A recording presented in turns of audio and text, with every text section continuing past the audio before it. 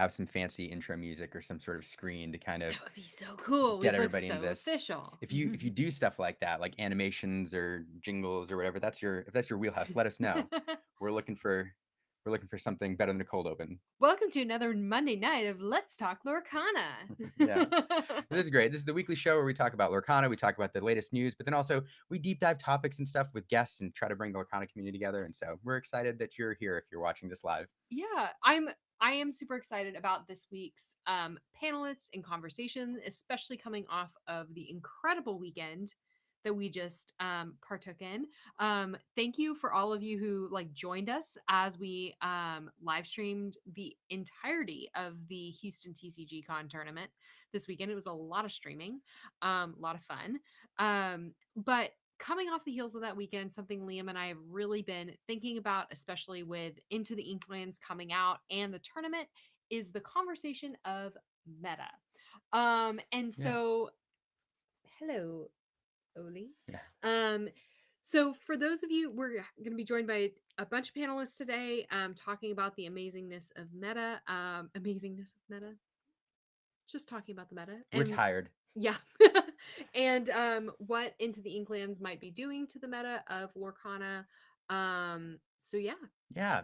There's as Aaron said, bit of a debate, bit of a discussion around the meta. What meta is, actually that reared its head today, but then what does the meta look like now? Do people have a problem with it? Is it a problem? And then, yeah, what Into the Inklands will do to it? Will it fix it? Will it make it better? Will it make it worse? What's your opinion? So luckily we don't have to wrangle this by ourselves. These are big, weighty questions.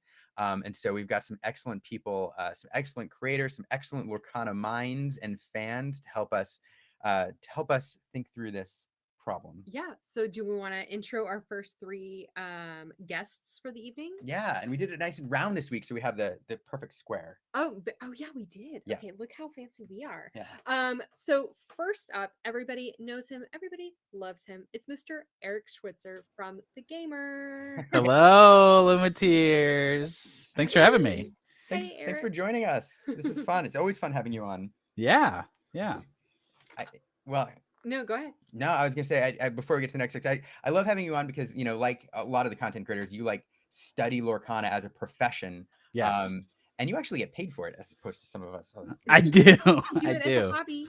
But yeah, but it is a hobby too because you play and you write about it, and so it's great to see your takes on all of this. So I would do it anyway, but it is pretty sweet that it's such a big part of my job. I was about to say, and speaking of it being your passion, we will have to say goodbye to Eric at 7:30 because he's on his way to league night Yes. tonight. So we'll have a new guest join after 7:30. Are you bringing the starter deck? Are you allowed to bring the starter deck? Yeah, I can bring it. Yeah. Oh. Ooh. I was making a joke on Twitter earlier that I was gonna put some Wildcat engineers in an Emerald deck and play with that tonight. But yeah, I'll bring it so people can take a look at the new locations and stuff. That'll be fun. Gosh. You just have to put. Oh, go ahead. No, I was about to say whoever's in Eric Schwitzer's league is like super lucky that they get a sneak preview. Yeah, you just have to put one location in your deck, just like. I'm thinking about it. Yeah. Okay. Well, Steadfast plays in my league too, and he usually beats me most weeks. But maybe if I can bring some locations, I'll throw him off tonight. It's totally fair. It's totally fair. So our second guest this evening is another incredible content creator that we absolutely adore, Jacob from Ready Set Draw. Hey, Jacob. Hello. It's good to be here. Yeah. I was feeling a little jealous that you get to take those locations to league night. I was just thinking about like how many plays you could make where your opponent has no clue. They don't know what to play around, and then all of a sudden you throw a cloud kicker down, and they're like, and they get flustered. I was sharing that sentiment with Aaron about how jealous I am of like all the people who get to go to your league. It's pretty awesome, man. I might bring 2 decks and just start one with all the new cards just to play prank on some people. Be a cool react video. Like see people react to locations. Down, look up, down. Okay, and then our final guest for the first half of the evening is the incredible Kevin from Lorcana Goons. Hey, Kevin. What's up, Lorcana Goons and everybody else here? I appreciate you guys for having me. That's really cool that you get to play the new stuff at League, Eric. I didn't know that you lived in California, right? Because I think Yep. Steadfast, yeah, I met Steadfast in some California tournaments, so I'm in Los Angeles area, so that's Oh, cool. cool. Yeah, are you around Long Beach? Yeah, I'm very close to Long Beach too. Yep. So I live in a Oh, little right on. area called Southgate. Yep. Cool. That's awesome. You guys I got the gotta, most like epic league night. Like, yeah, I gotta make it down further south though. I believe there's a couple more locals in like the San Diego OC area that I don't really go to that often though. But really excited for the new format, guys. Yeah, Yeah. for sure. I have to say before we jump in, Kevin, we got to see the artist behind your namesake this weekend. Oh Cam yes. Kendall was at Oh, the cool. tournament. So yeah, that was pretty cool. That's dope. Yeah, I need to get the signed goons. I need to get the signed goons from Cam. I need to make my way to some of these bigger events. You know, it's just the flight to Texas I think was a little out of my pocket this time Oh around. my gosh. Well, yeah, we need to help you out. I cannot believe you don't have a signed goons. I know Yeah. it'll happen. It'll happen though. Yeah. I'm gonna start just sniping Cam Kendall cards and just make a Cam Kendall binder. So when I meet him, I'm just gonna be like, hey, I've been waiting. Ready to go. all the Ready to things. go. I am the goons. Okay, so as we jump into this topic, a lot of people in the community know that I'm probably, well, I'm not probably, I am a casual player. I'm not a competitive player at all. A lot of the part of our channel is me learning Lorcana as we go through. And so, something that I wanted to talk about and address first off for any of our other new players or casual players out there is really this topic of what is meta. And what I mean by that is, before Lorcana even came out and Liam played Magic, he would come home and he would talk about the meta of a tournament. And I kept hearing him use this term meta. And I never understood what the word meta meant because I felt like he used it in a lot of different instances. And so I'd love to hear from y'all, like, what does meta mean to you? When somebody uses that term, what are they talking about?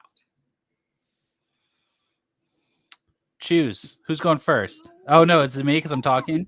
Yep, you did it. It's like when you pick up, you see a piece of trash on the ground, you pick it up, you're like, and then all of a sudden you own it. You're like, oh shoot, now. I could Yeah. even do what I do with my staff and be like alphabetical, which would also be you, Eric. So- Every deck you can play has strengths and weaknesses, and a control deck like Ruby Amethyst isn't very good against a really aggressive deck, right?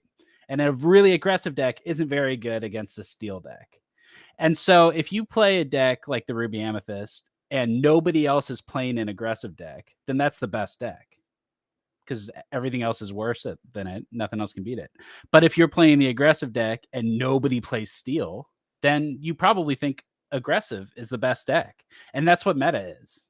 It's about who in your environment is and what decks are they playing, and then comparing which decks beat which other decks in that environment. So there's a competitive meta at a tournament level.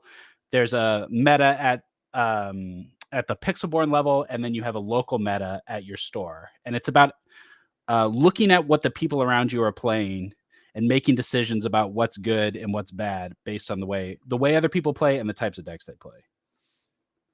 Oh, I think it's very thorough. That's a good way to put it. I would say I've seen the sentiment ever since you put the tweet out this morning about the meta, and it had a lot of replies to it and had people kind of describing it in their own terms. One of the interesting ways that I saw given by a few people was like the game within a game. And I think that kind of gets a little confusing for some people who may be on the outside of a TCG, but like think of it as like when we first started seeing Lorcana cards, we were trying to come up with like the meta, right? We were trying to come up with like what is the best deck to play, bar none, regardless of who you're playing, because we wanted to assume what's the best thing to play if I just took this deck to anyone else who plays Lorcana. But there was no defined structure because there was no league play yet. There were no events, and the amount of testing you could do was so localized that like your own, as Eric said, your own play group can have a little meta. Where like, oh, I know this guy loves playing aggressive decks, so if I don't prepare for that, then I'm just playing wrong. But on like, I think a lot of the term you'll see with meta on YouTube is like global. Everyone thinks globally with meta, like what is the favorite deck among everyone who cares about winning more than anything else? And like I'm going to adjust to that. But I do really like what Eric said, because it's like, well, you can prepare all you want for that, but if it happens to be where more people than you would expect go to this tournament and just don't care about that at all of your planning goes to down the drain, because all of a sudden, like if Houston had no Ruby Amethyst players, then it's like, well, all that testing I did against Ruby Amethyst is now worthless. So I have to readjust and adapt to what this group of people deems the best deck in this environment. So it's like just people gaming each other and making predictions on what they're going to play just so you can prepare for it. So a lot of strategy. Yeah. Yeah, I have to agree. I think that's exactly what it boils down to. Is like from a competitive, even just a casual player standpoint, it's like the strategy that is you're expected to see. I think even either in a tournament scene or like or wherever you're gonna play. If you're gonna play like at a friend's house, like you guys said, if you know what they're expecting to play, that's gonna define your local meta. I do think a lot of content creators and YouTubers do use it interchangeably with what is the best deck. And that's kind of how it's expected, just to kind of I think bridges a gap from people who want to have a quick access to what do I need to learn to play this game right now. But from like a new player standpoint, I do think it depends on like your local scene. So like if say your scene isn't all Ruby Amethyst players, yeah, exactly, you have to adapt and learn your meta. And that's what's cool about Lorcana and just TCGs in general. We get to there is a favorite deck, but we get to see the meta grow and adapt when like we started seeing Mufasa be really popular this format, and then that grew into we started off with Flavor Sham being good, and that just wasn't that really wasn't the move until we realized that yeah, right, Flavor Sham is good, but we realized that it's good with Steel. So the meta always changes, and I almost want to say that if we had more time this format, maybe Sapphire Steel would start seeing a lot more visibility in the top cuts. I got some words for that too, though. Oh no, yeah, go Oh. ahead, because yeah, go ahead. I'd like if Liam, if you have something else you were going to add, please do. Well, I do actually. So I want to put a bow on this description of what is meta, and then I'll come right back to you to talk about the current meta, and I'll segue to it by using a graphic from this weekend's tournament. I do want to, before I put that bow on this, I do want to call out, because we are going to talk about the tournament. Bobby Break in the chat is the winner of the Houston PPG tournament. He's here in the chat with us. So Bobby, if you have any, good job, Bobby. I met your brother one time. If you have any thoughts on meta, or if I get anything wrong or whatever, I'd be interested in your thoughts. We'll highlight it here if you have anything to say. So thanks for hanging out with us. So I do want to talk about that quote I think you highlighted, Jacob, or some of the sentiment, the game outside the game. And to me, what meta is exactly this. It's as you go to an event, whether even if it's league night, or you go to a tournament, like the first step is examining what you think everybody's going to play. It's all of you suggested what's going to show up, what's going to be dominant, what's not going to be dominant, and then based on that, you're picking the best tool to bring, and you're even tailoring that tool. It's like, I'll play Ruby Amethyst, but one thing we saw in the finals was Bobby playing a very different, or not very different, slightly different deck than Aaron, who it was an epic finish. It was so cool to watch. It was great. But Bobby came in anticipating like the mirror, and he's like, okay, for the mirror, I'm going to put these couple cards in. But that was him preparing for this specific event, which was kind of cool. To me, it's like when you step up to the hole. It's the best metaphor I could think of. When you're playing like frisbee golf and you're at a hole and you're getting ready to throw, you have to you look at the wind, you look at the distance, you look at all the things around you, and you pick the best frisbee for that moment, and then you have to throw it a specific way. And so it's like, let me pick the best tool for this tournament or moment, and then let me use it in a way that's best suited to the conditions around me. Or golf and golf club. Yeah, but frisbee golf is cooler. Okay. Because you can use the word frolf. I got some words for that, Leo. Well, let's transition to because I do want to get into a little bit before Eric has to leave it in a little bit. I do want to transition a bit into what we think Inklands is going to do. But first, let's talk about the current meta, what we all think about the state of the game, and to do it, so we as a way to highlight kind of what we're seeing right now. This was the top 16 from our tournament in Houston this weekend. And I think this is kind of representative of what we're seeing across the board. So if somebody were to ask, I think, what's the global meta right now? I think this is pretty close. What are all of your thoughts? I just think there's no overstating how impactful Ruby Amethyst is and continues to be. I mean, the cascading effect of having that deck show up everywhere. You can just look at specific cards like Madam M Fox is so ubiquitous in the game that anything with 4 willpower is infinitely less playable. It pushed Cusco right out of the game, and Cusco was like a really heavy hitter in the first set, and now it's virtually unplayable because of this one card. And you can say that about so many things in this deck. So Ruby Amethyst shapes this entire game right now. It did in the first set, and it only got better in the second set. Yeah. I would say one of the things about this pie, it makes a lot of sense for what card like TCG players really look for, like in a create your own deck in any TCG that has interaction at all. It's you really want the ability to see more cards than your opponent, and you really want the ability to dictate what stays on the board. And if you look at those two colors, they have that combination in a more consistent way than like non-conditional way than any other ink pairing. So I really think it's a card pool size issue of like once we get stuff like strike a match, I believe is what it's called in Strike a good Emerald. match. Yep. Strike a good match. Stuff like that, it may not be like some super card advantage card. It's technically, replaces itself and keeps your hand size the same, but it's at the very least card selection. Mhm. And I think that kind of feels like that somewhat friends on the other side role of getting cards in your hand, seeing more cards in your deck, keeping things smaller. And it makes more inks have the ability to do those generic card game things that everyone wants that can kind of broaden the horizon of choice when creating pairings. But yeah, the Fox and Cusco pairing is not something I had really put together in my head. I'm like, why did I stop seeing Cusco everywhere? That makes a lot of sense. And I worry that Maui will have that impact for locations, but Right. Mhm. Most definitely. I disconnected for the question, but Ruby Amethyst is for sure the most polarizing of the decks in the current meta. And I for those who do have like competitive experience, it feels like a tier 1 deck. So I saw people saying tier 0.5 in the Twitch stream this weekend. People were asking, is this a tier 0 format? And it almost feels like it sometimes, right? And when you look at that pie chart, it just looks very like what deck do I play? Oh wow, I should probably play Ruby Amethyst, right? And one of the things though that I'd like to remember though is that there's a couple other colors you can play, and Ruby Amethyst is one of the more affordable options to play.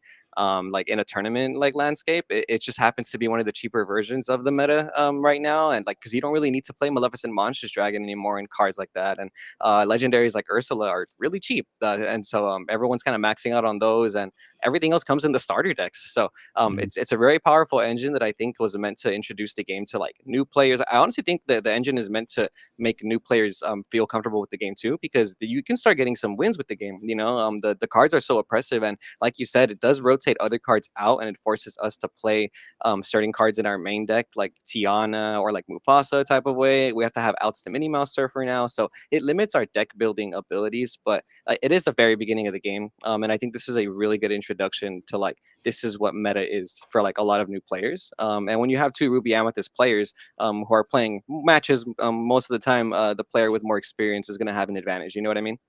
Yeah. Can I ask a question really quickly? I was going to address Oh. this viewer question first, real quick, Yeah, since no, it came go up. ahead.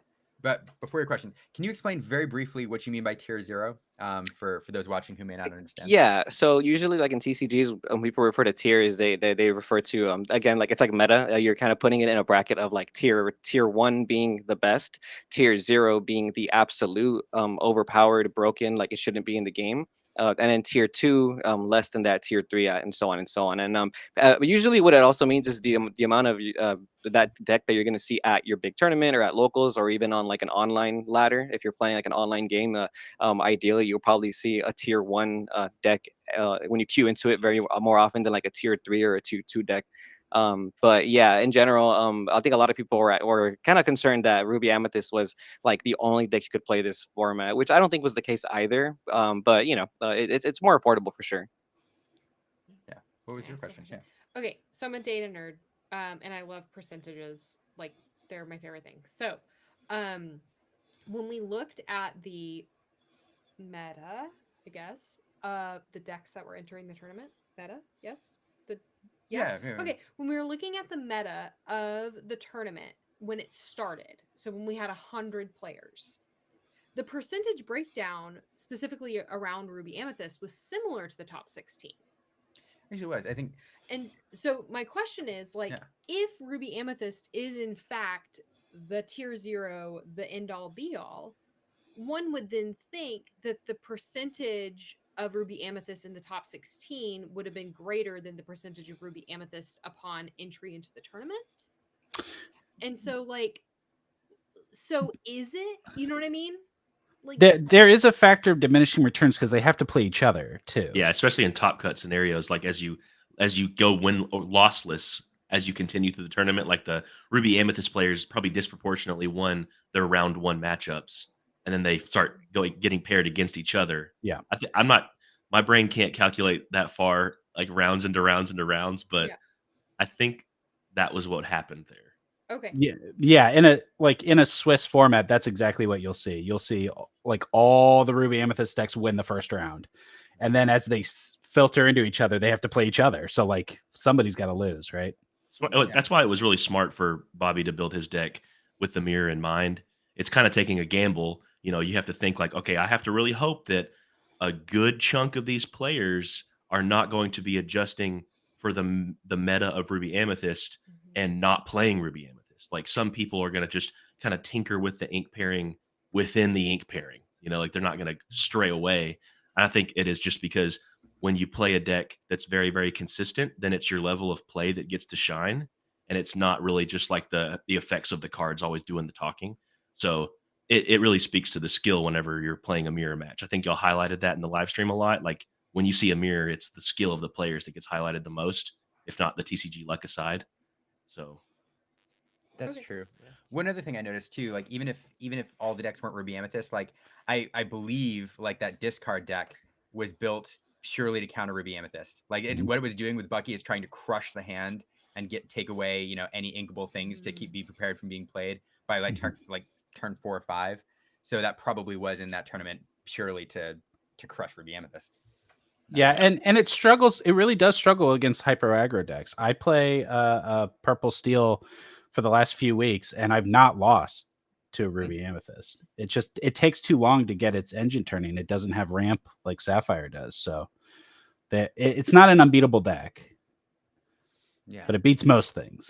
I think it's the consistency I think that people highlight, and what we said on the stream too. Like it just leaves a little bit more room for error. Where a lot of other decks you have to pilot them like almost perfectly.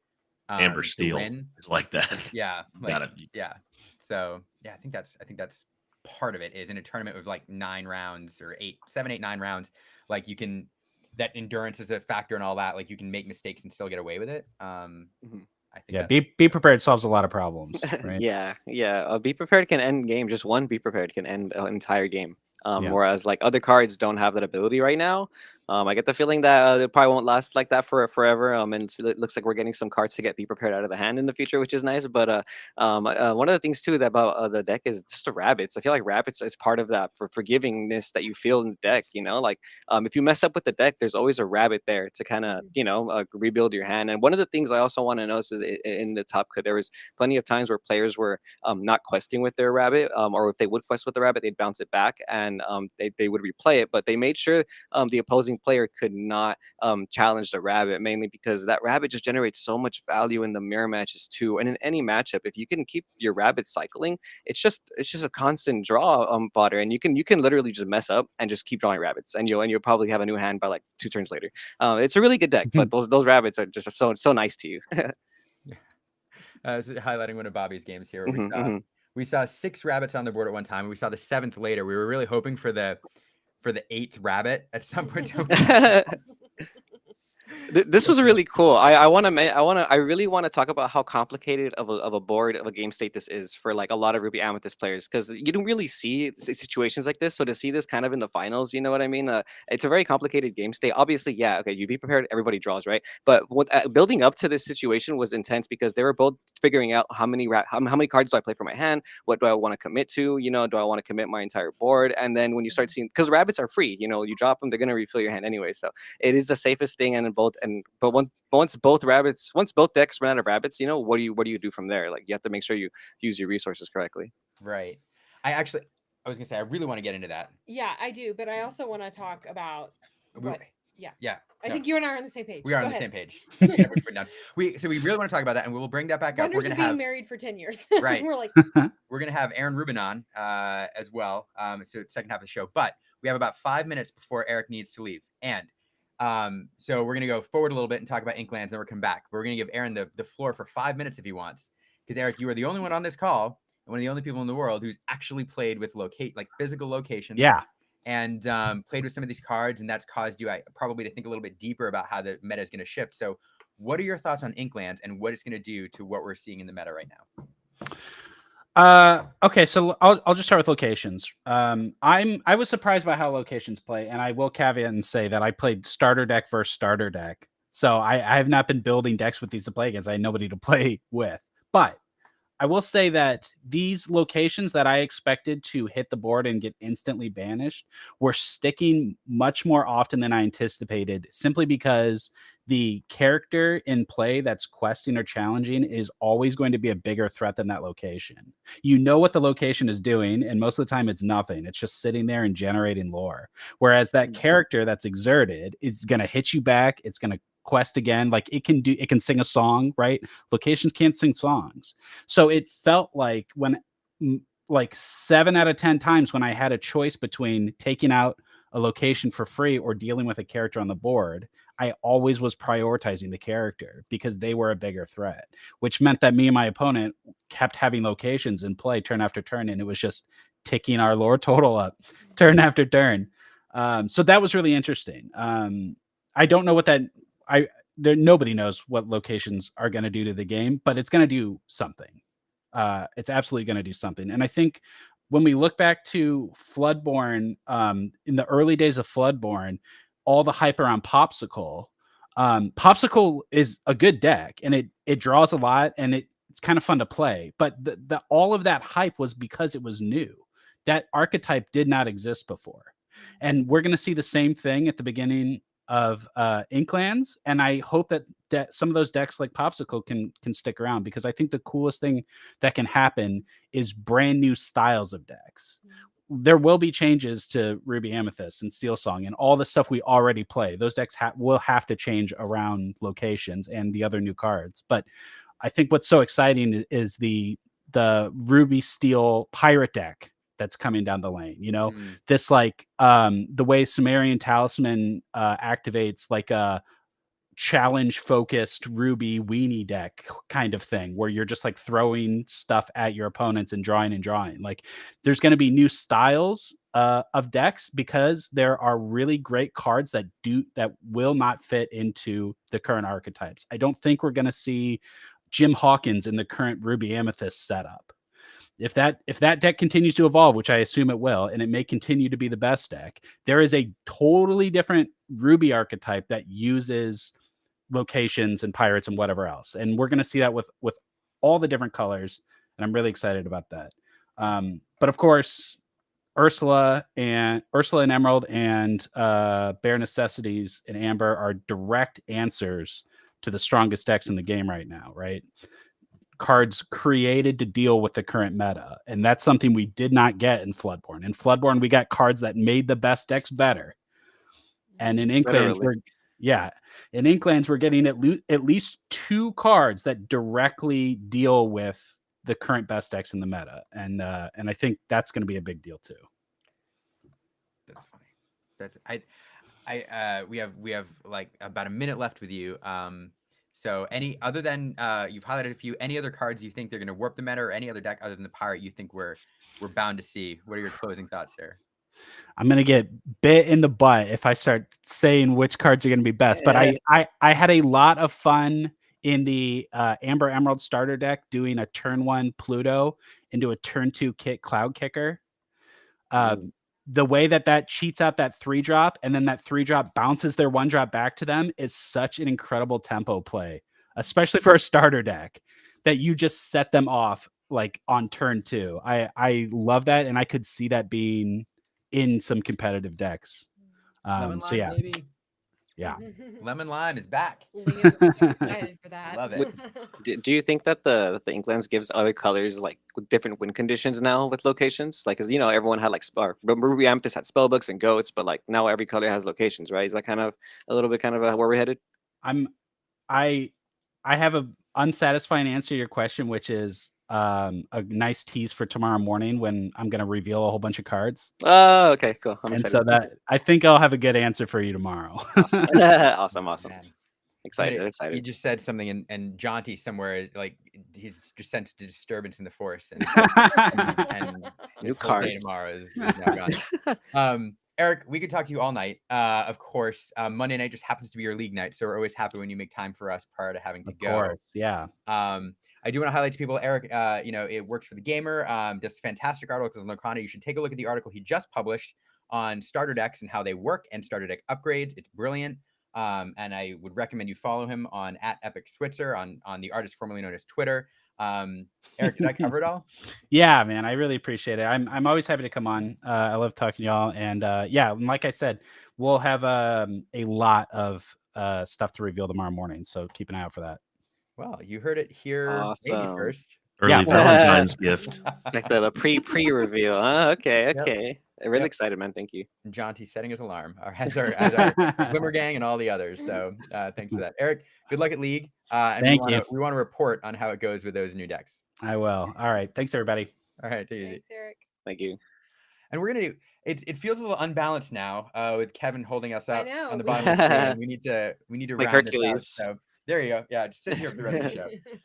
So we're gonna round out the screen again by bringing another guest we're very excited for. We have Bobby Break in the chat, who is the winner of this weekend's tournament, who's been giving us some insight. And now we're gonna welcome a former or current pro player, MTG pro player, Aaron Rubin, who's holding up. Aaron is an Austinite like us, and unless I'm mistaken. That's I mean, I live in Austin now. I moved here in 2016. You are now. I've seen that playmat and those card sleeves at our LGS way too many times to not think Aaron is an Austinite. Yeah. And it occurs to me maybe if Bobby's willing at some point, maybe next week or something, we can have the two of you on to talk through kind of this last game. We got your thoughts afterwards, but it was a lot of fun. So at this point, we can kind of transition back to we can go back to that game state. We can talk about the current meta. Aaron, you have very fresh experience battling through a sea of Ruby Amethyst. I guess to start, oh yeah, go ahead. Can I just say something really fast? Because I appreciate Googly Glimmers is in the chat. So I appreciate you clarifying what I said on the stream yesterday. And I wanted to say it in front of Aaron because I was fangirling just a little bit. So yesterday during the final round, when Bobby and Aaron were playing against each other, one of the Lorcana artists came up and was kind of watching y'all play. And he was chatting with me and he's like, I've never actually seen a Lorcana game in person. I've only seen the cards, and his son apparently is teaching him how to play Pokemon right now. He's like, I've never seen a Lorcana game. And I told him, I was like, if you're going to see a Lorcana game, this is the game you want to see. Like, this is the best. And I mentioned that on the stream afterwards. And what I meant by that, and thank you, Googly Glimmers, for reading my brain, was we had probably two of the best Lorcana players like in the country right then playing a game against each other. And I was definitely fangirling, and I got the Lorcana artist to start fangirling. So it was really cool to watch both of y'all play. And now I'm done. Okay. Now I'll go back to meta. No, that's great. No, it's great. Google Glimmer says you're welcome. So I guess, I do want to open it up again. We just went to Eric for his thoughts, but to start, Aaron, you just joined. You've been listening to the conversation. Yeah. You heard some of our meta talk. So let's turn it over to you real quick to see if you have any thoughts on what we've been talking about, and we can take it from there. Sure. I mean, so I know that you guys were talking about, meta and, the game within the game and stuff like, and I think you pretty much nailed it. I prefer to have more of a high level view of that, and just, because there are so many layers to that. For example, like, and we brought this up in the stream yesterday after the game, when Bobby inked a crab on turn 2 of the game of game 1, I was like, oh, he's got another crab. And so that's game within a game information right there. So there's like an incredible amount of depth to that discussion that can be had. But I think for just very high level, and what is the most, valuable takeaway, just try and think about like what is going to be the most represented cards at a tournament, and try and come up with a game plan to, beat those cards. And I think that's really kind of the biggest takeaway there. And don't get too lost in the sauce in terms of, the meta. I like that. Aaron, so yesterday, and maybe Bobby can mention, or if he had a different experience in the chat, but when you kind of started realizing that you were going to play Bobby, and now that I'm asking this question, I probably should take it back because I realized y'all played each other on Saturday. They did. But like, as you were preparing for that final game, is kind of like looking at because they published the deck lists for everybody yesterday, was looking at his deck list and starting to like prepare yourself for what you're going to see come out. Was that a part of your like quick preparation between those final 2 rounds? Yeah, before every one of my matches, I quickly reviewed each person's deck list, and 80 to 85% of every red purple deck is going to be exactly the same. So it's really just isolating those key the different cards, and just quickly asking yourself, is this actually going to change the way that I'm going to navigate this game? And a lot of the times it's not really. I'm just going to try and, exact my primary game plan. But with Bobby's deck specifically, I did have to kind of adjust a little differently, because his deck is, in my opinion, a very different red purple deck. And I know a lot of people are going to be like, oh, well, it's very similar. But what he's trying to do is basically leverage the 2 spell books and have a heavy removal plan. So just kill your dude, lore for 1 or 2 if you are lucky enough to have both spell books. Kill your dude, lore for 2, kill your dude, lore for 2. Tap your dude with Elsa, lore for 2. So he's really trying to go into the late game where a lot of the more standard, and mine including red purple decks, are more I want to say mid-range. And so I knew going into that I had to really come out of the gates fast, try and generate an early lore advantage, keep him off balance, force him to be prepared me. And if he spends his entire turn be preparing, I can just deploy more threats and just keep him on the back foot over and over. So that was kind of my game plan going into it. And I don't want to get too like into detail of the game, but I ended up missing my ink on turn 7 and turn 8 of the game. And that was, very detrimental to me. I still like managed to claw my way back into the game with multiple Ursulas, but he ultimately was able to get it off of me, and it was a really epic back and forth game the whole way through.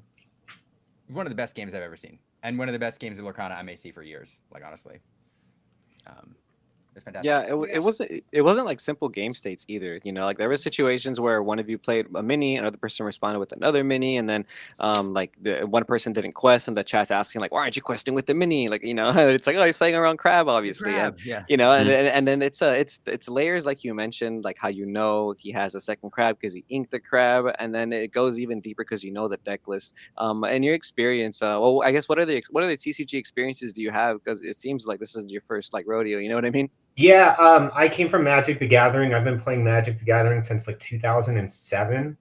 I, top 8'd some GPs. Been to a single Pro Tour. I've top aided several SEGs.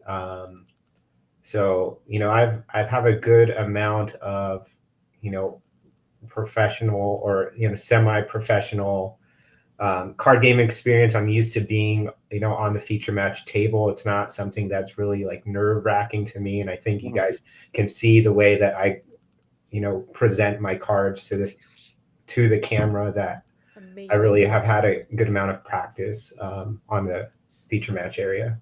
Both Nice. you and Bobby, the way y'all presented your cards for the stream was just mwah, Oh yeah, chef's totally kiss. true. We noticed that. We mentioned it while we were doing it.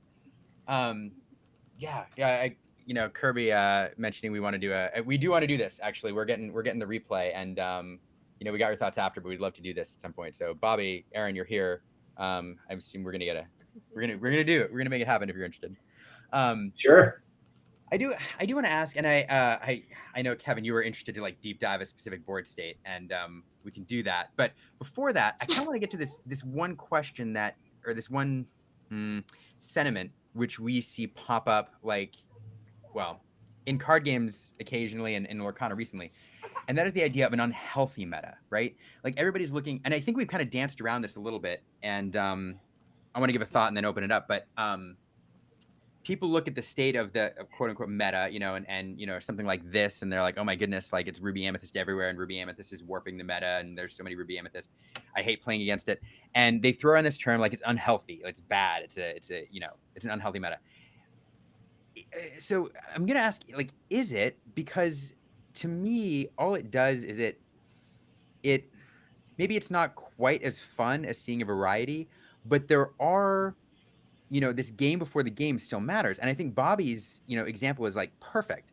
Like to your point, Aaron, like Bobby's Ruby Amethyst deck was very different in terms of kind of its game plan and what it was trying to do. Still Ruby Amethyst, it still has a lot of the same pieces. It's going to play similar, but Bobby clearly understanding this built, a different deck than 80% of the other Ruby Amethyst players out there. So to me, I don't know that I would call it unhealthy. It's just the state of things and what you have to deal with. I don't know. What are your thoughts? Yeah, so I have had that similar attitude for a long time coming from Magic, and I don't want to use too many Magic the Gathering card references because I don't know what other card games people have come from. There have always been very unhealthy decks in Magic the Gathering, and they have been called, Eldrazi Winter is one example of like what they called a certain era of time where a single deck was, very dominating. There's been a lot of those kind of names. And as I was going through those phases in my, my earlier Magic career, I was like, you know what? I don't think these cards are really that problematic. You can come up with a game plan for them. But as I have, I guess, aged in my card playing career, I think that deck diversity and metagame diversity is very important. And just because, so I guess what I'm getting at is I do think that the current metagame is unhealthy. I don't think it is a very good thing for a card game for, to be 60% representation of one deck and 20% of a second, and then the other 20 is random things. I think a good healthy metagame shouldn't have necessarily a best deck, and there should be 4 or 5 possible options that can contend and win. So I think the lack of deck diversity is an unhealthy indicator, and that doesn't mean that the format's unplayable, right? And it's like what you said, this is where we are. And if we want to compete and win, we have to come up with a game plan. But it just starts getting very, very, what's the word I'm looking for? Boring? Not fun? No, not boring. You're just like, you're searching, you're like getting so like inbred. Your deck is getting so inbred trying to beat your mirror match. Yeah. Yes.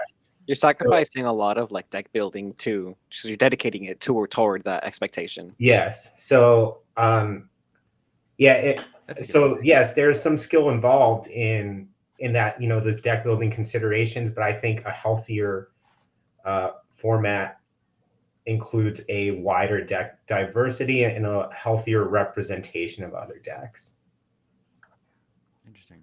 Yeah, Jacob. I'd just like to say I think that, like, let's say we were having this conversation like 5 years from now, and we were at a point where there had been 20 Lorcana sets released, and the card pool was like, you know, 40,000 cards, and then we still see a tournament in Houston in 10 years, and it's like, oh, Aaron and Bobby back at it again, and they're in the finals, and it's the mirror match. It's Ruby Amethyst. At that point, you could be any ink pairing playing a mirror. At that point, if you see the graphic come up and it's 66% of the people playing there are playing one ink combo, when you have all these different cards available, I think that would be pretty indicative of, like, okay, there's a card design problem. Like, we're not creating cards with good balance.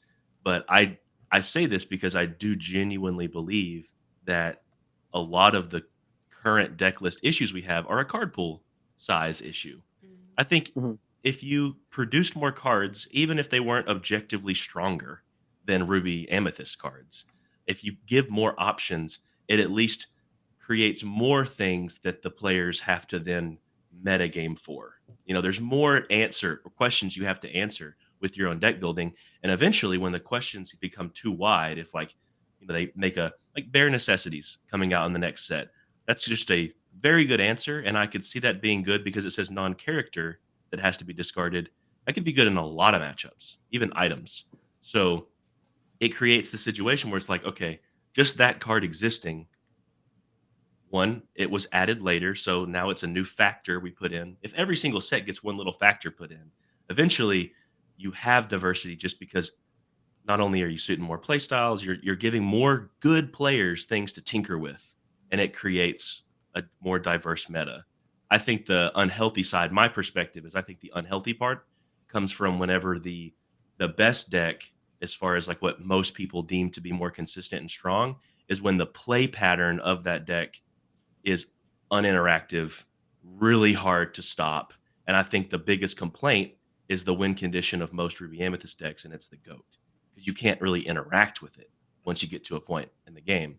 But I mean, I don't know how you solve that part, but Yeah. Yeah. Can I say something Oh yeah. as well Yeah. there? So I think it kind of goes beyond GOAT, right? Because challenging, like, there was all these great cards to build a challenging deck. You had Shere Khan, Maui, and there's other ones that I can't think the name of, but there could have Aladdin, right, from set one. There could have been a really great challenger deck in set two, but it's not just GOAT, it's the whole balance. You quest, you bounce a card, you return it back to your hand. You never get an opportunity a lot of times to even attack some of the characters that are on the board. So, to your point, I think that the deck is actually very difficult to interact with, not just beyond GOAT, right? There's just it can be very frustrating at times to interact with the red purple deck. So yeah, I do hope that the expanded card pool does create a lot more diversity, and I am also optimistic about locations. I overheard the first half of this conversation, and I know that there is some skepticism around how reliable they are going to be, and I am also skeptical myself. But I do think, from my perspective, when you're looking at a match of Lorcana, there's generally one person who's trying to end the game as quickly as possible, and one person who's trying to stabilize the game and eventually take over, right? And so for the aggressor, locations are a way that you can diversify your threat base to the person that's trying to take over the game over a longer period of time. If they're playing Be Prepared or Grab Your Swords or any cards that are trying to sweep up the board, you can play locations to kind of play around that and attack their answers in a different way. So I'm very optimistic in that sense. It might not go in every deck, but I feel like aggro might be the place where locations have the most upside. And aggro, in my opinion, has been needing some love in both of the sets. So I'm optimistic in that sense. Make aggro great again. Okay. So again, new player. One thing I remember Liam talking about on the stream yesterday was during your and Bobby's game was he said something like Aaron knows that Bobby probably has a goat in his hand and Aaron doesn't want Bobby to get to 16 because once he does he's just going to go Goat out. bounce, goat spellbook. Yeah, and he's like Aaron's probably preparing for that. And so how in Lorcana do you combat that? You kind of talked a little bit about that, Aaron, but what are y'all's thoughts on the solution? Is it like an instant card like we have in Magic where in the middle of Bobby's turn you can put something down to prevent him from getting to 20? Like, so you're talking about the countering the lack of interaction yeah, during that. I mean, hand discard, but yeah, I don't know. like what are y'all's thoughts on how do you combat that, like Bobby getting to 16 and him just doing go bounce and winning the game? I almost want to say that there isn't like a counter to that, but like aside from like, oh, let's do a ban list and get rid of the goat, but I feel like that's just like the easy way out, right? In general, they could make more like nuanced cards that maybe say like declare a card name, and if your opponent has that card name, then they ditch the card or something like that. But I've always found that like cards like that aren't very lasting. Like we were talking about when the card pool expands so much, those cards don't become evergreen because there's way too much variance in being able to use a card like that. And I also think there's a problem in itself if you have to create cards to out the current card that's a problem in the meta. You know what I mean? The Ravensburger Lorcana hasn't said anything about a ban list, but I would like to think that other like colors getting locations will kind of give everyone else their own type of goat. So maybe there'll be different priorities in how we get to 20. I think the unique thing about Lorcana is that it's like you said, it's a race to 20. So really, what you're doing is there's an aggressor and then there's someone who's trying to catch up. And if you don't stabilize in time, then the game's over. And a lot of times, some beefy characters seem kind of worthless because like, why would I play a character with 10 strength when strength means the strength isn't going to get me more lore? You know what I mean? So if the game might just be super fast for the time being until they do something. But I'm hoping that the locations give us some extra outs to the goats being in the hand or something like that. I think a lot of times is thinking about too preventing them from questing in general. I see a lot of players let the opponent just quest willy nilly with like for one turn. Like it's okay, I'll take the one turn, and that one turn adds up a lot because then they're at 13, and then when they're at 13, Lord, those goats start piling up, and sometimes you can play around it, but sometimes you just can't, which just feels very unfortunate. Yeah, I agree with what Kevin is saying. First of all, I know that Ravensburger is going. That's where I was. That was going to be my second point, what you just showed. But first, I want to reiterate what Kevin said, which is that if the competitive scene is going to be like formally announced by Ravensburger, I do think a banned or restricted list, some kind of list regulating the card pool, is absolutely necessary for a competitive format to really successfully exist. So I do think that is something that is going to have to be addressed by Ravensburger at some point. But also, to answer your question, another way would be lore loss, right? But I think a lot of the cards that relate to lore loss, Lady Tremaine is an example, but this card is uninkable, so there's a really heavy deck building cost to it. Another great card is the 7 ink, Aladdin, from set 1. But like I said earlier, it's so hard to actually attack into the bounce deck because they simply don't present to you exerted threats, that a lot of these answers just weren't really viable. So, lore loss would definitely be another way to combat the bounce deck, but that's also a slippery slope because if you have a really strong lore loss deck, the games can just go really long as well. So there's definitely a balancing act there. Yeah, it's interesting. I do want to offer one thought because as I asked the question earlier, it occurred to me like the term unhealthy, like when people say unhealthy meta or the meta is bad, like what does that mean? And I think what basically you're inferring by, and it comes from a love of the game, because what you're inferring by that is the environment is not fun or boring or stale or some sort of negative that's going to make people not want to play it, and that's going to reduce the number of players, and that's going to, and so Mhm. when you use the term unhealthy or something like that to criticize the meta, I think it comes from a place of love of the game, because you're saying it's unhealthy because it is going to impact the player experience in a negative way that could hurt the viability of competition, etc. Oh yeah, even on like a like just economic standpoint, like for like a sake of a small business, like you want your games to thrive, you want people to keep buying the game and stocking it up at their LGS, and I'm excited that there's hype behind Into the Inklands. I know people are like tired of Ruby Amethyst format, and this is also kind of getting people really hyped for the Inklands format, which is it's cool. It's kind of the best of both worlds where we That's get to true. so I really am hoping that these locations do something. But yeah, just like you were saying, I think it's the time for the hype. And we've gone through the meta. And we're gonna come the Ravens decide to do ban limit for certain things, or even just like the deck limiting restrictions, it would make sense. But for the time being, I am looking forward to see like what other win conditions we can kind of get. Another thing too is about the way it impacts draft as well. Like the cards that are coming out for Into the Inklands, like they're not just for like linear competitive Swiss rounds. A lot of it is for sealed and casual play and even multiplayer, which is interesting. I feel like a lot of the certain cards thrive better in multiplayer too, which we don't really ever get to see because the competitive circuit right now is just strictly like singles 1v1 rounds of Swiss right now. So I think as time goes on, I think other cards are going to get to shine in other formats. I would like to think that when we start getting fan events and stuff like that, Ravensburger gives us some cool tournaments that we can enter that aren't necessarily just you have to play the meta to win some prizing, because I think that's one of the things that people are afraid of too, in terms of like, is this game healthy?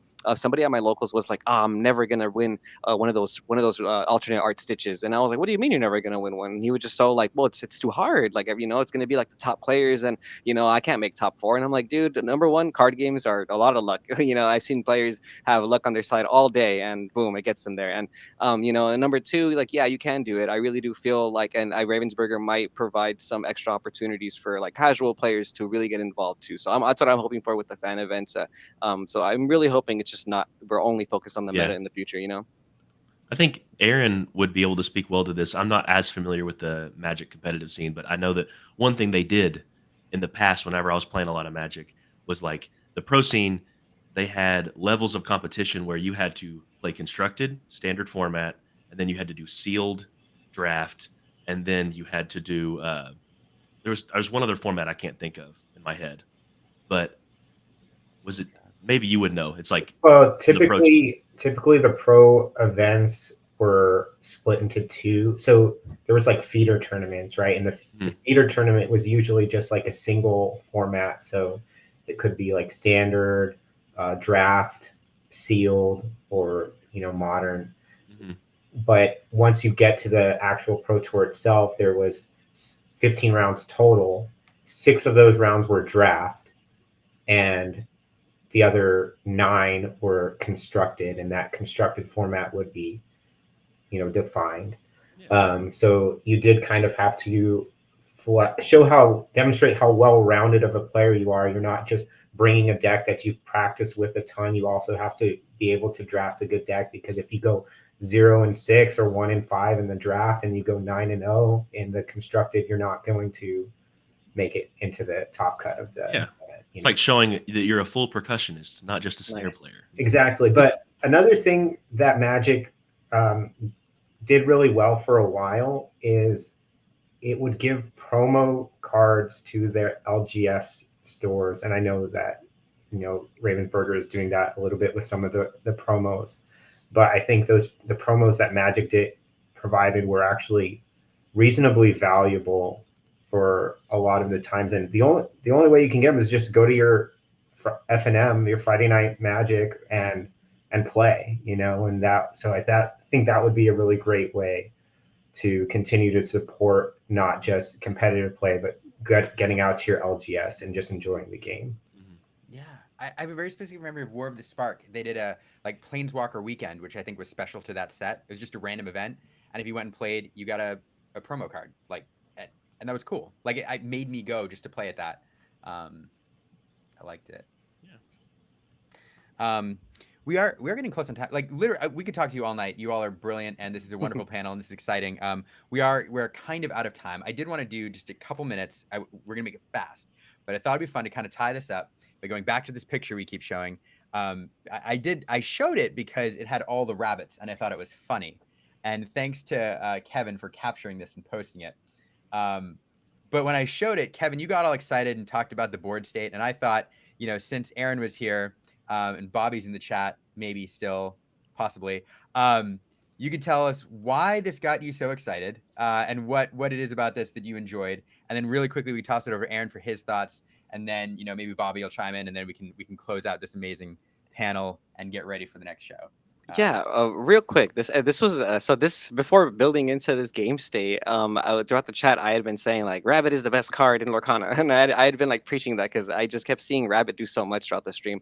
And this was a little bit after I want to say the double mini, both you playing around each other's minis and crabs. And it started off with like I forgot who played a Rabbit first, Aaron or Bobby, but somebody played a Rabbit with a Cusco, and then another person played a Rabbit in Cusco. Then it became 2 rabbits and 3 rabbits, and Rabbit's the safest card to play. And you guys started making decisions about whether or not you were going to quest with the rabbit, which one you were going to bounce, or which one you weren't going to quest with. And at some point, just counting the rabbits, we started realizing in the chat and on the live stream that you guys are running out of rabbits. And once all the rabbits are gone, it really does depend on like who's going to have the most resources after that. You know what I mean? So it really, when the Be Prepared hit, I was like, whoa, okay, so how many rabbits are gone from the decks now? So, and I kind of wanted to ask, like, what's going on in your mind right here? When you're deciding, like, obviously Rabbit is the safe card to play because it's going to generate you a card, but how do you decide which ones you're going to quest with? How much are you going to commit into your board, and who's going to drop the Be Prepared first? I will say, I do, before I turn it over, I do have to say we got this wrong. I thought this was the finals, and Aaron pointed out, he's like, that's not Aaron's match, that's Jacob against Bobby. But Aaron, you know this deck so intimately that. Yeah, so I mean, so just looking at, so first, before we get into the board state, when you're asking the question of like, what am I going to quest with? It's really, there are several cards that you want to play around from your opponent, right? So if you quest with certain characters and they could, use their current board state to attack into those characters, and then maybe you have one character that is not exerted, and then they can Lady Tremaine and kill it. So that's one card that you really definitely want to play around. And so sometimes you're just like, I don't want to quest with this character so they can't kill it. And then Lady Tremaine, the really important character that I want to ensure survives. So that's probably like the most basic form. There's other things like with Rabbit specifically, sometimes you just don't want to expose it to getting killed, because bouncing it back to your hand is another effective 2 cards, and that's just way more valuable than letting it die now and just drawing your 1 card.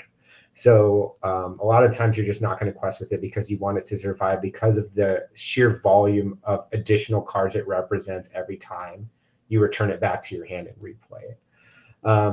But from this board state specifically, I mean, it looks, I can't tell whose turn it is exactly, but Bobby's at 11. And he's threatening 1, 2, 3, 4, 5, 6, 7 lore. So that would be 18. And with Goat Bounce, like that's just way too close to 20. So I would say Jacob definitely needs to, be the individual that Be Prepared here because of the amount of lore that Bobby's threatening. And in this matchup too, I also want to note that generally being the person that Be Prepared is not a good thing, because the other person basically gets to restart the game on the play, going first essentially, but now they have 7, 8, 9 ink to play. So now you have to address 8, 7, 8, 9 inks worth of investment on your turn, and you're just playing from the back foot. It's really hard to catch up from that. So one of the best ways to combat that is to play a character that's 7 cost or higher, Ursula, Elsa, Maleficent, Monsters, Dragon, and sing Be Prepared so that you can clear the board and then also be on the play and invest your ink into a clean board state first. And that's a lot of the time. That is how this matchup gets decided a lot of the time. Yeah, I do remember. Actually, I remember this play now that Kirby in the chat reminded me, because I raved about it on the stream, and some people were like, that, it was an obvious move. I think it was an obvious move for competitive players. I don't think it's an obvious move for casual players. But what happened here was Bobby did the math, and basically there was a scenario where he basically forced to be prepared here by playing the Olaf and didn't have to. No, that wasn't this one, because the Olaf would have been readied. Yeah, that wasn't the state. But so I take it back. It was something like this. Anyway, it was a great play. Jacob did be prepared after, though. It was Jacob that used be prepared, and Bobby did have an open turn, just like you said. And I know you mentioned Ursula being a part of your final match with Bobby, and you mentioned right now that you want to sing be prepared usually instead of having to play it to give your opponent a turn. How often did you sing Ursula in that tournament throughout your day? Ursula be prepared was like the most common line that I did, and not just in the mirror matches. Like Ursula, the reason I'm playing 4 copies of Ursula in my deck is like against Amber Steel Song, for example. Like if I just play an Ursula and then they, Whole New World, and I have a be prepared, I can just sing it. And then same thing. Now I'm going first against Blue Steel. Same thing, playing Ursula. They Whole New World me. I can just sing be prepared, and now I'm the aggressor. So just being able to just flip the script on all these matchups where they're trying to get out in front of you and now you're getting out in front of them was a really key part of my plans, throughout the entire tournament. That's awesome. Well, I could do this all night. We are 5 minutes over, and I want to go around the horn real quick and give everybody a chance to provide closing thoughts on this whole discussion, and then shout out, how people can follow you before we say goodbye. So I guess we'll start. We'll go top to bottom as we're looking at it. Jacob, I'll go over to you first. Any closing thoughts on tonight's discussion? Yes, I do want to say the grass is not always greener sometimes. And I think that while there is a lot of Ruby Amethyst animosity right now, I don't play the deck myself, but I want to say that there is room for something to become worse on the other end of things. Like it could be worse. And I think I've seen the sentiment shared on Twitter somewhat recently, but I've played against Steel Sapphire decks when I was not playing a Ruby Amethyst deck, and oh my goodness, that gets scary. So I've seen harder villains. They've just been hiding behind the Ruby Amethyst curtain, and I'm a little worried, but at least if it's different and spiced up, it's digestible. So I appreciate all the discussion, the expertise of Aaron and Bobby in chat and stuff's been great to hear. Kevin, you know your stuff, man. Like good on you, man. Good on you. Thank you. For sure, Kevin. But yeah, and thank y'all for being great hosts. You want me to shout out my stuff? Yeah. Okay. All right. Well, I'm a member of the Ready Set Draw team. We have a podcast, Ready Set Live. I put some gameplay videos on YouTube. Pretty casual. Our target audience is pretty much people who just play the game for fun, want to learn more, want to hear good stories, stuff like that. Just casual, real fun environment. But yeah, check us out on Twitter, Ready Set Draw TCG, and YouTube. Yeah, fans in the chat. And then we'll go in kind of order of appearance. But Kevin, how can people follow you? So closing thoughts. So you can check me out on Lorcana Goons, Twitter, YouTube, Instagram. We do YouTube videos regularly on the market, and then some tournament reports, trying to go over the meta and new card reveals, etc. But I do want to give a shout out also to Aaron. Thank you for nice meeting you, man, and thank you for answering my questions, because I know it's not the first time I've heard the Lorcana Bro name. I'm pretty sure I've mentioned you on my channel covering your tournaments before, your results in tournaments before, so that was really cool. Bobby Break as well. Thank you so much for answering. Oh, I'm gonna get disconnected. I don't know what's wrong. Thank you for answering the questions. I've been following.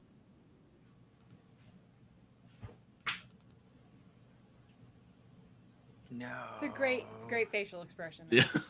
Okay, maybe he'll come back mid sentence. Poor guy. But yeah, definitely follow Kevin. Lorcana Goons is one of the go-to channels, I think, for market reports, and one of the go-to channels for meta reports as well.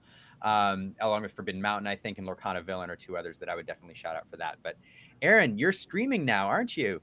Yes, I just started streaming last week. I've had two streams so far. Lorcana Bro on Twitch.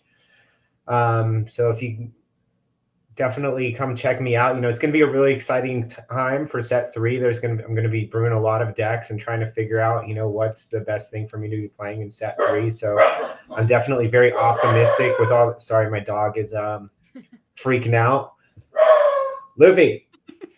But no, I know a lot of people might have a sour taste in their mouth about about set 2, but I think this is a great opportunity to reset, and a really exciting time to hopefully come up with some new decks, some new strategies, and kind of break the format right open. So that's what I'll definitely be doing on my upcoming streams. So definitely come check me out if you're interested. Yeah, and everybody should. Everybody should. Well, I appreciate speaking of your streams and your gameplay. I appreciate you hanging out. It sounds like Kevin may be back.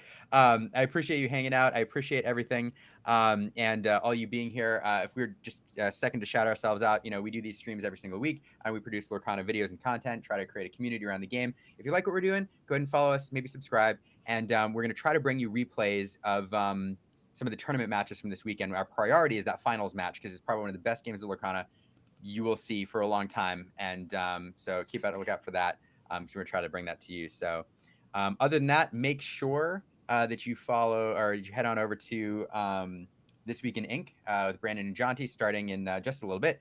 And if you're an art fan, I just got a notification that Stephanie Shaw, who's one of the artists behind GOAT, is live on Instagram right now. So Steph Shaw _art. If you're an art fan, if I had a way to raid that right now, I would, but I can't. So you're going to have to do it on your own. So anyway, Aaron, any closing comments?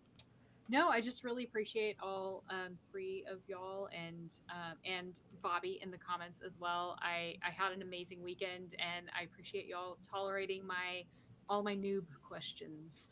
So it was really cool. I enjoy watching all of you guys play and all of your expertise, and definitely helps me as a casual player get better. And yeah, thank you guys for joining. All right. Well, with that, next